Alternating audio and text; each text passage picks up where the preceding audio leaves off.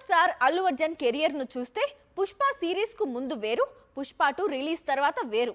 ప్రస్తుతం Bunny pan India super star, అందులో ఎలాంటి డౌట్ లేదు. అందుకు తగ్గ ప్రాజెక్ట్స్ ను సెట్ చేస్తున్నాడు.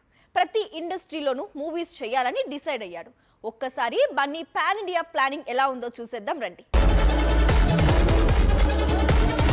పుష్ప 2తో 1800 కోట్లు వసూళ్లు, పాన్ ఇండియా హీరోగా ప్రమోషన్.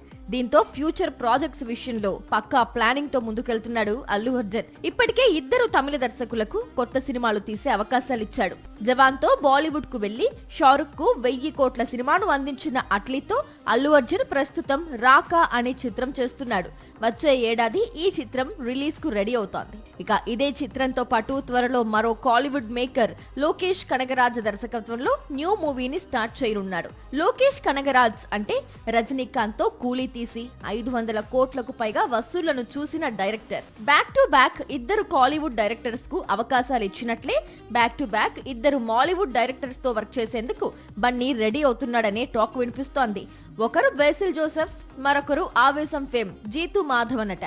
బేసిల్ మిన్నల్ మురళి తీశాడు. జీతూ ఫాహద్ కు ఆవేశం లాంటి బ్లాక్ బస్టర్ ఇచ్చాడు. ఇక బాలీవుడ్ లో కూడా సేమ్ సెంటిమెంట్ రిపీట్ కానుంది. సందీప్ వంగాతో మూవీని హిందీ ఆడియన్స్ కోసం స్పెషల్ గా ప్లాన్ చేస్తున్నాడు ఐకాన్. అంతేకాదు సంజయ్ లీలా భన్సాలి, దురంధర్ డైరెక్టర్ ఆదిత్య ధర్ లాంటి వారితో స్టోరీ డిస్కషన్స్ జరుపుతున్నాడు. తెలుగులోనూ 2 స్టార్ డైరెక్టర్స్ బన్నీ కోసం స్టోరీ సిద్ధం చేస్తున్నారు. పుష్ప 3 కోసం సుకుమార్ ఇప్పటికే స్టోరీని డెవలప్ చేస్తున్నాడు. ఇక మాటల మాంత్రికుడు త్రివిక్రమ్ కూడా ఈసారి బన్నీతో మైథాలజీ తెరకెక్కించేందుకు సిద్ధమవుతున్నాడు. మొత్తంగా ప్రతి ఇండస్ట్రీలోనూ 2 దర్శకులకు అవకాశాలు ఇస్తూ డబుల్ ధమాకా ప్లాన్ చేశాడు అల్లు అర్జున్. సాక్షి టీవీ ప్రసారాలను నిలిపివేయటం చట్టరీత్యా నేరం.